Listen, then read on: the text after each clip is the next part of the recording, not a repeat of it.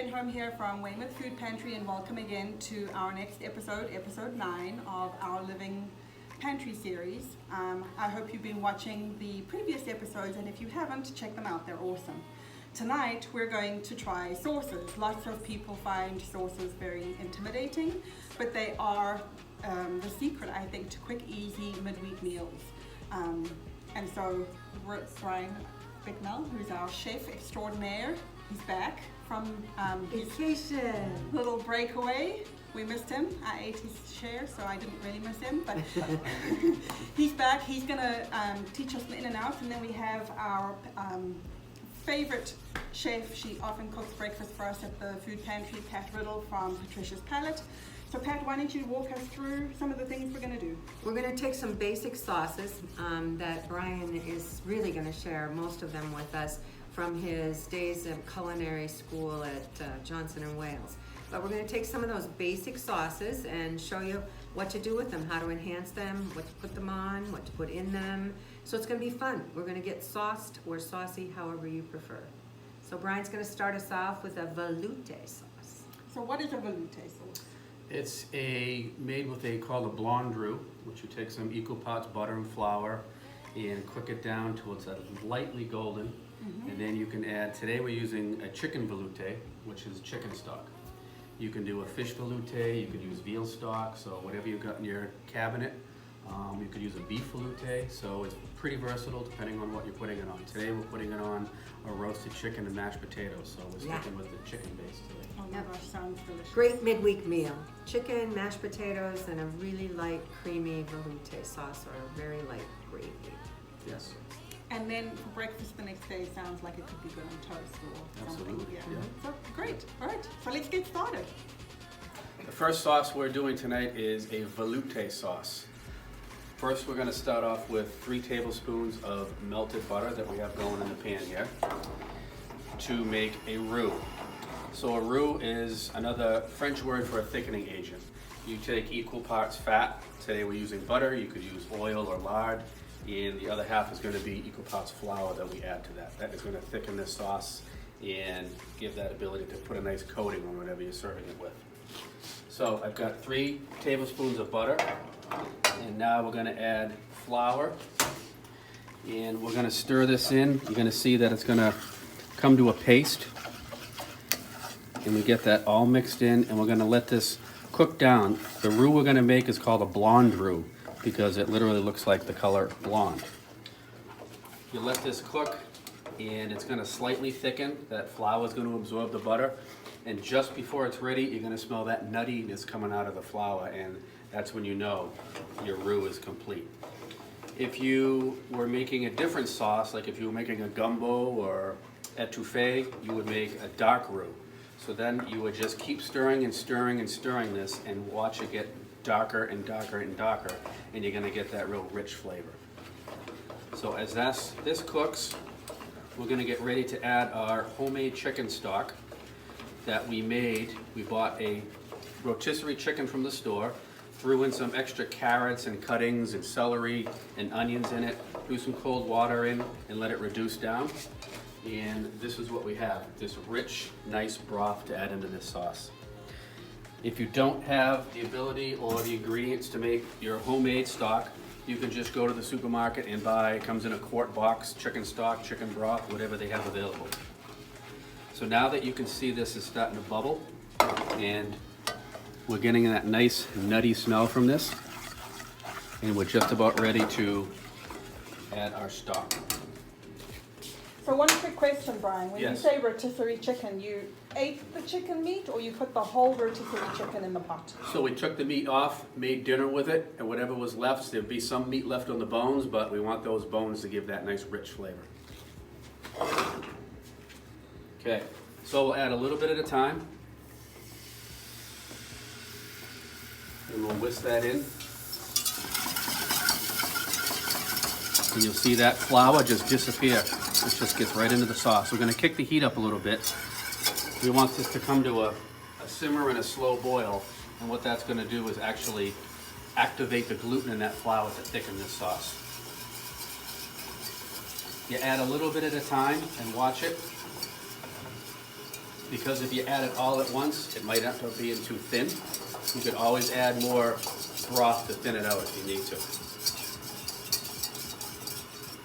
So once this is done, usually the trick we would do is take a spoon and dip it in. As it coats the back of the spoon, you're good to go. So this is a little thick. I'm going to add a little bit more chicken stock to thin it out.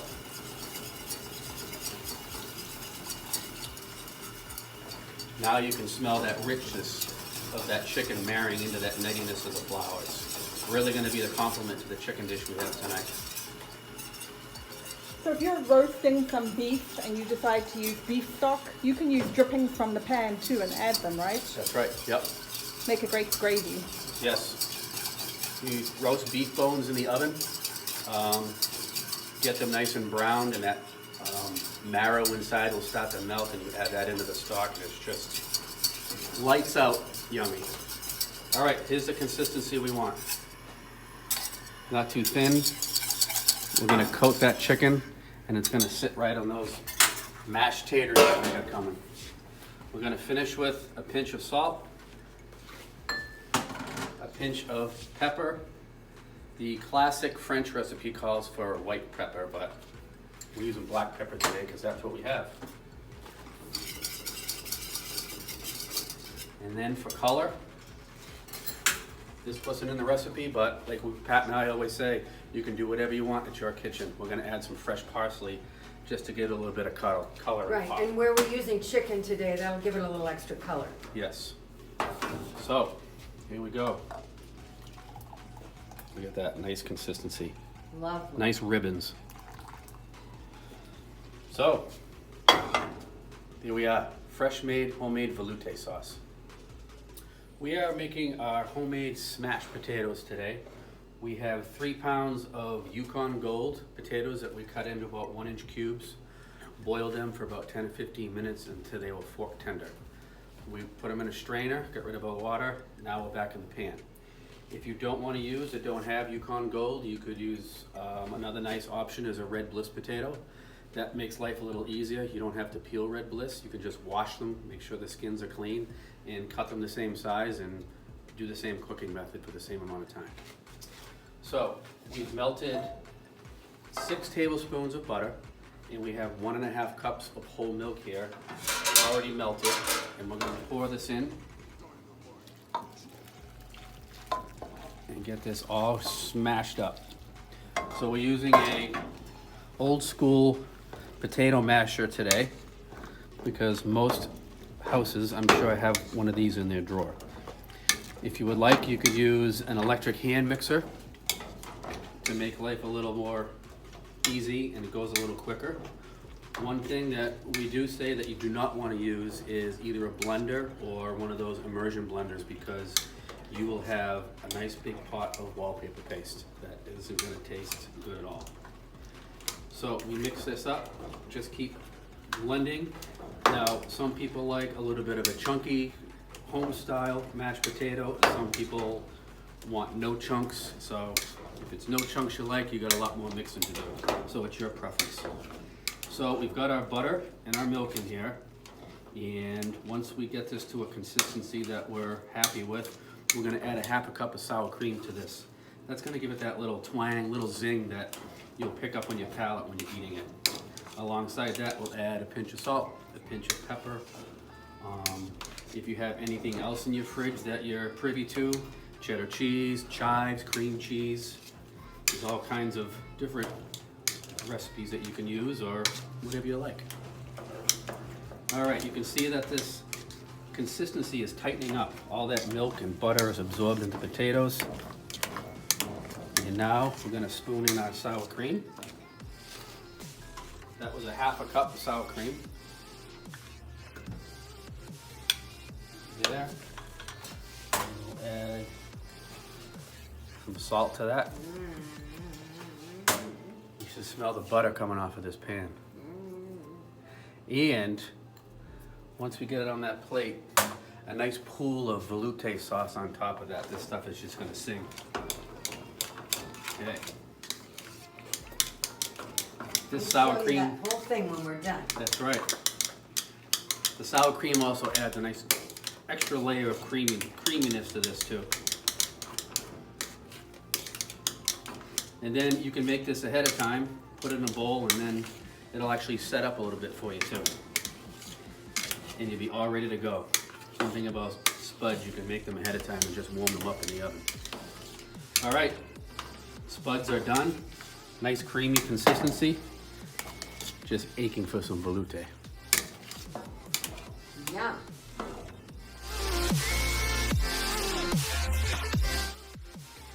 I'm going to talk to you about marinara sauce.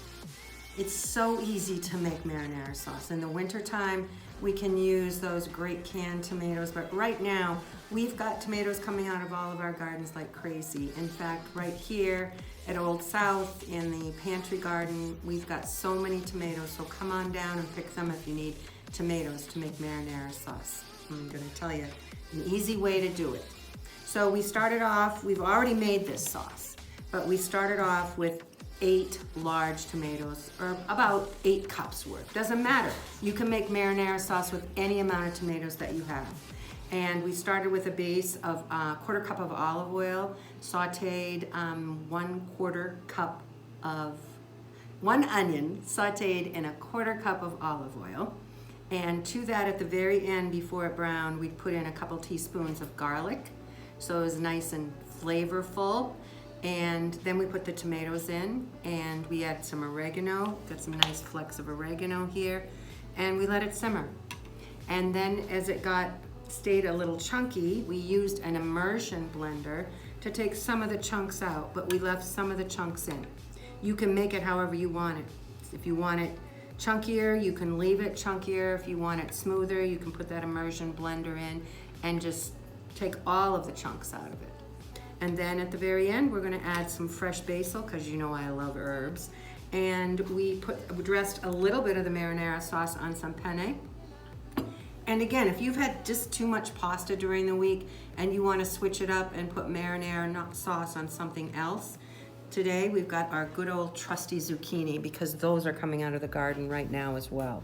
And I just used a regular vegetable peeler and took off and made pappardelle noodles by just taking a vegetable peeler and running it all around the sides of the zucchini to get about an inch wide pappardelle noodle out of them. Sauteed them in just a little olive oil and a little butter and a little garlic, and we're ready to go.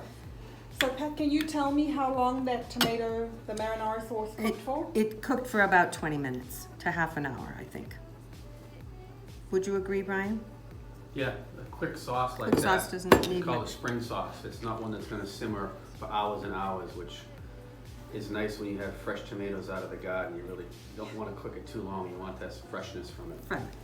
I just love marinara sauce with basil. It's my favorite thing. I'm gonna put some more of our marinara sauce right on top of the penne and add some more julienne of basil. Just can't get enough of basil. I love it. And that is our fresh tomato marinara sauce. But hey, I'm still here. Is it that sometimes I like it when The third of our mother sauces we're making today is a bechamel sauce, which is a cream sauce. So again, we're starting with our roux, is our thickening agent. On this sauce, we had 5 tablespoons of butter, and we have a 1/4 cup of white all-purpose flour. Kick up the heat, and this we're gonna incorporate that flour into the butter until it becomes a paste-like consistency. And again, as we mentioned when we made the veloute, this is gonna be what's called a blonde roux, so it's gonna maintain that beige color. We don't want it to get too dark. If we let it cook too long, it'll get more brown, and we won't have a nice white, creamy sauce. It'll be more of a darker brown sauce, which in this instance, we do not want that. We want a nice white sauce. So this is gonna be a base, this bechamel sauce. You can transform this sauce into a cheese sauce. You could add cheddar, you could add Gruyere, you could add Swiss, you could add wine to make a wine sauce, you could add mushrooms to make a mushroom cream sauce over some pork chops, which is always delicious. So we're constantly stirring this so we don't brown this too much again, and we're looking for that nice nutty smell to let us know that this roux is, you can see the bubbles in there. So we give it a smell. So good. Okay, now we're ready for our milks. We have 1 quart of milk or 4 cups of whole milk. We'll pour that in there, turn our heat down a bit, and we're going to start with a little at a time and get our whisk going. So we get that flour all incorporated into this milk, and then we can gradually add the milk until we get the thickness that we want. Pat, you made a dish with this bechamel. What did you make? We made a mac and cheese with cavatappi pasta. We're going to show it to you in a little bit. We'll reveal it.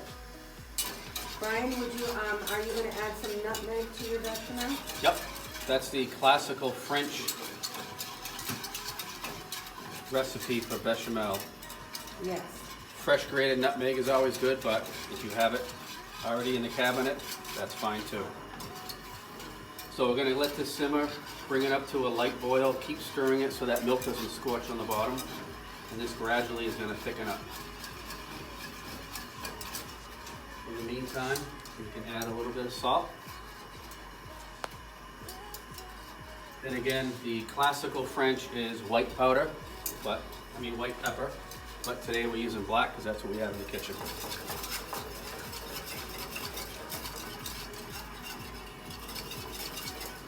And then once this sauce is done, let it cool. You could put it in the refrigerator in an airtight container, and later in the week, if you have some pork chops or chicken breast or anything you want, even a pasta dish that you want to add, you can make an Alfredo sauce with this, add a little fresh Parmesan cheese, some fresh garlic, and you've got a nice Alfredo sauce.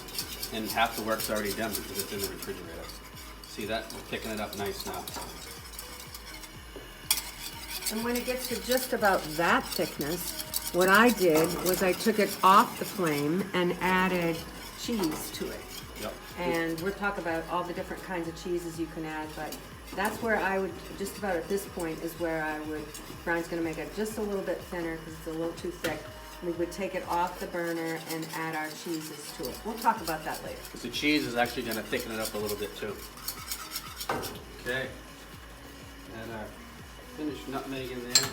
And when you run that whisk through it, you can see it makes nice ribbons, and that's the consistency you want, which is going to coat whatever you put it on nicely.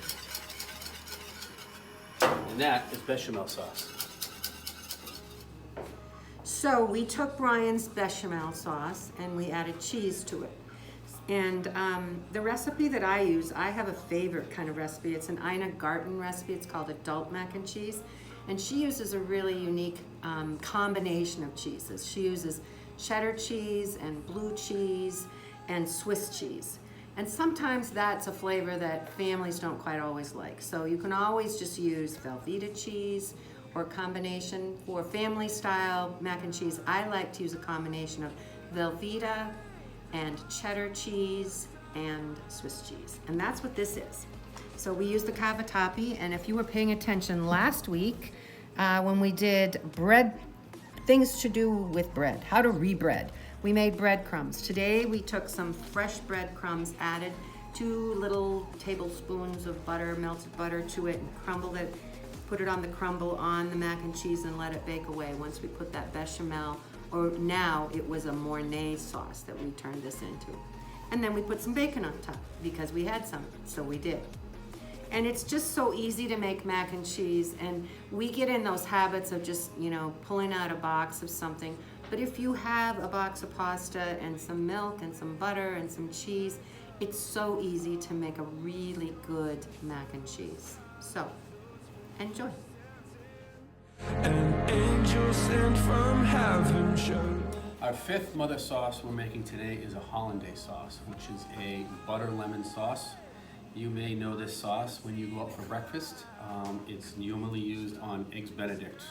Simply they take a grilled English muffin, a poached egg, usually some country ham, and they dollop or drizzle some nice lemony hollandaise on top of it. Happens to be my wife's favorite, and it is very delicious. Today, we're going a different route. We're gonna be using it on our freshly grilled asparagus. So to start off with, we have 10 tablespoons of warm to hot melted butter, 1 tablespoon of freshly squeezed lemon juice. We're gonna use a pinch of salt, and we're gonna use 3 egg yolks. So to show you this, we're gonna separate the yolks from the whites of the egg. So one method is to crack the egg and just shift the yolk from one shell to the other, and you'll see the white just fall off and go right into your bowl. If you've got a little white mixed in with the yolk, it's perfectly fine. Don't worry about it. Some people like to use their hands and kind of shake the white through their fingers, but I think this is a more clean way to do it. Whoop. And if you drop it, go fishing. Like I said, if you mix a little bit in there, perfectly fine. Okay? Now, we're gonna take our egg yolks and put them in our blender.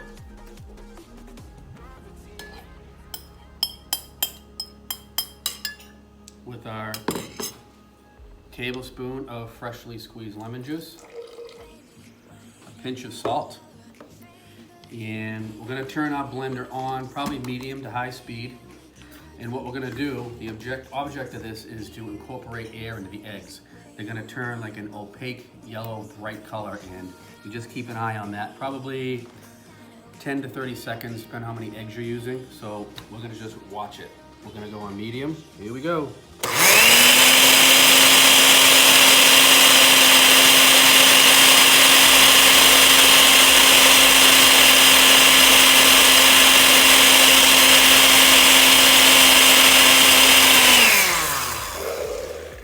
I don't know if you can see in there, Rye, but this has gotten a nice light yellow color, so we know that we've got plenty of air worked into these yolks.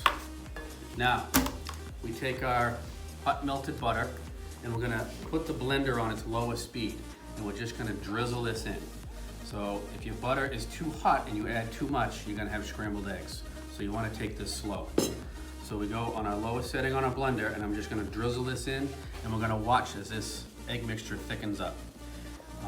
It's a measured recipe, it should come out perfect. If it starts to thicken up on you, stop, and you could always add a teaspoon of water to thin it out if you needed to. So here we go again.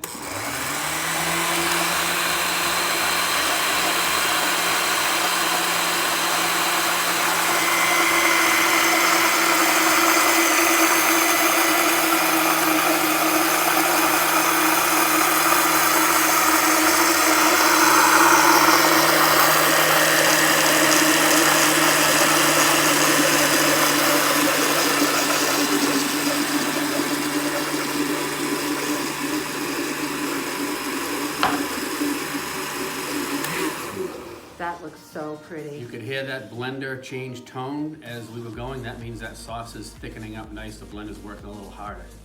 So now, I am gonna grab a spoon.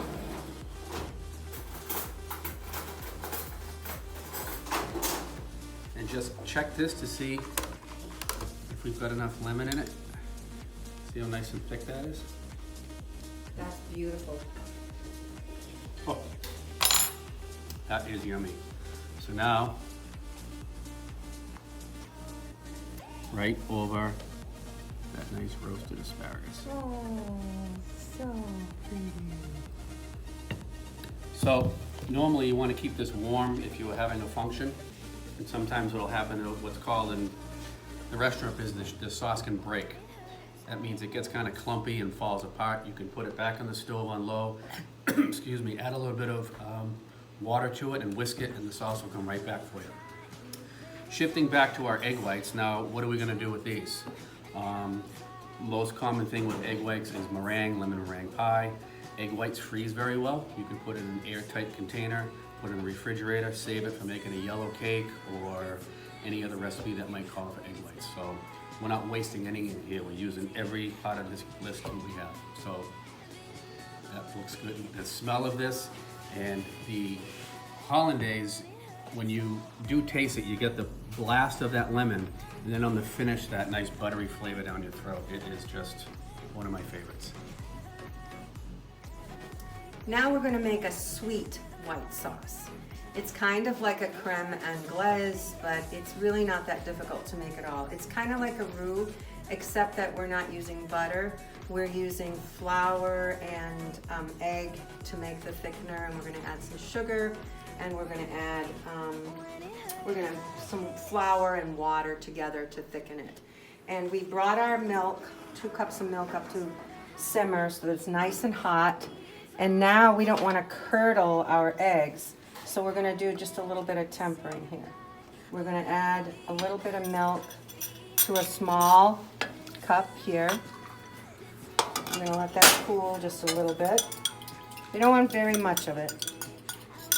And then we're going to gradually add our egg that's been scrambled, just a little bit at a time, to make sure that we don't get scrambled eggs. And keep whisking away just to make it warm. Once we get it warm, we're going to add it back to the hot milk. That should be good enough. Now, we can take it back with the whisk and add it gradually into our hot milk mixture, whisking constantly. Again, just to make sure that we don't end up with curds. Foamy's good, that's fine. Just gradually add it.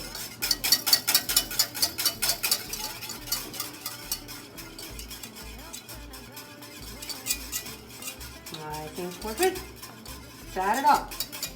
Then we're going to sweeten it with a 1/2 cup of sugar. And we're going to keep whisking. Now, once that comes to melting, which it is, it's melting. Now we want to thicken it. So we mix 2 tablespoons of flour with a little water. Some people might call this a slurry, but this is what's going to thicken that sweet white sauce. So again, I'm going to keep on whisking, low flame. Just gradually add that thickener in.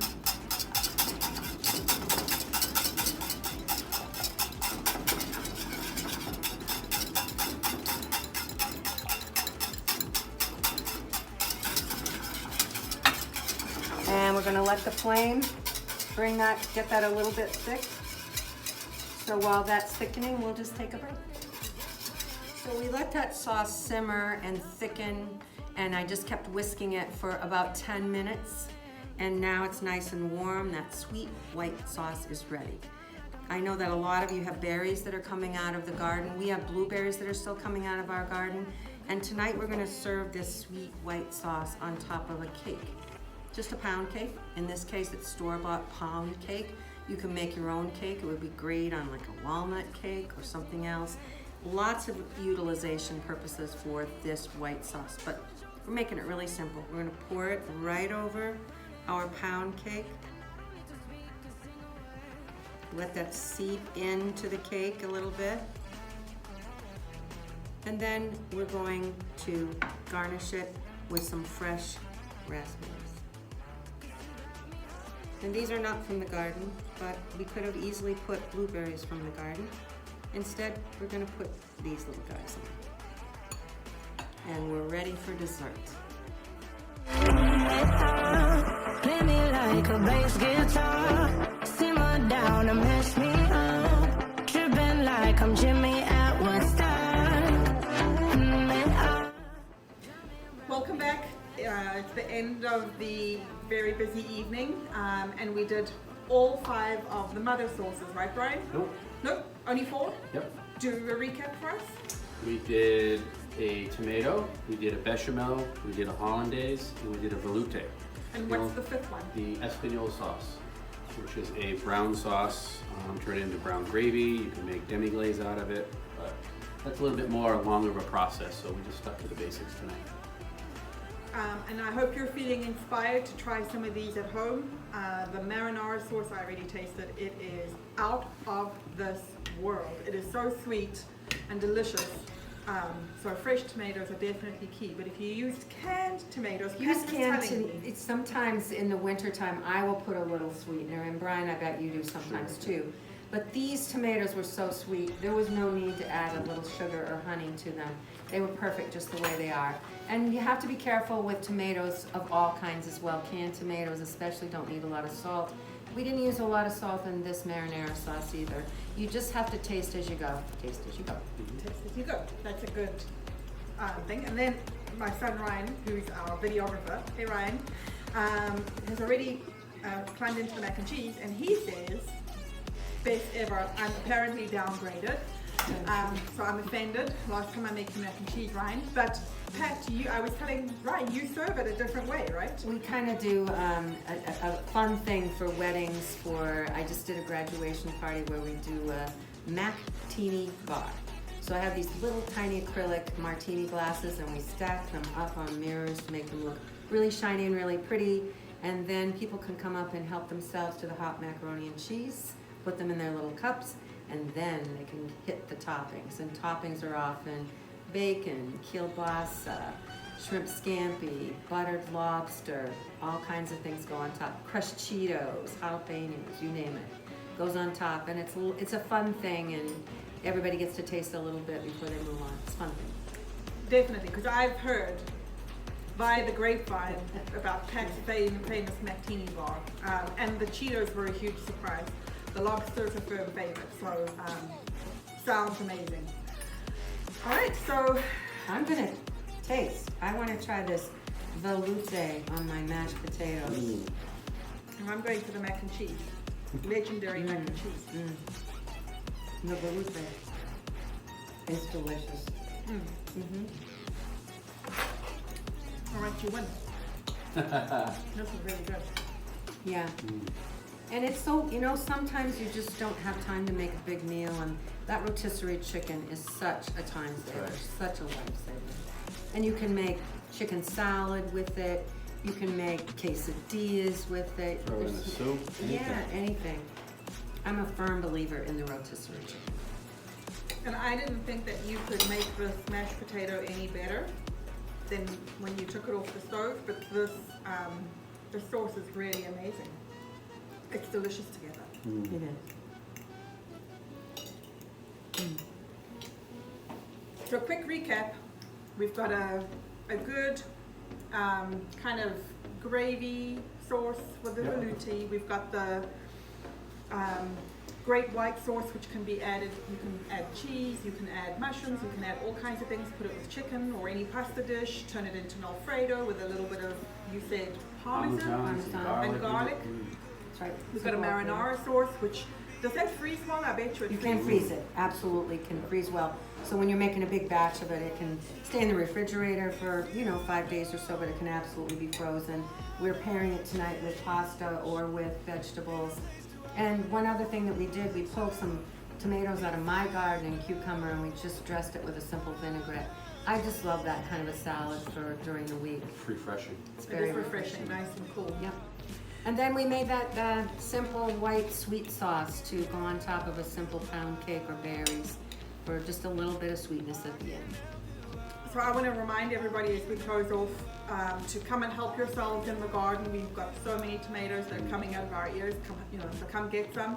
And also, if you go by a farm stand, here's a little trick for you. Stop in and ask the farmers, especially now in August going into September, for a whole 20-pound box of their seconds tomatoes. Tomatoes that are maybe not too pretty to go onto the farm stand or out to market. And you can often get those for just a couple bucks and turn them into a great Good sauce. idea. It's a good Great tip. sauce. Very Yeah. good tip. Very good tip. Anyway, so I hope to see you in the garden. I'm going to tuck in, and I'm sure it's not going to be pretty, so we're going to do that off camera. We're doing that off camera tonight. But please join us next week. We're going to have breakfast for dinner. It's been fun.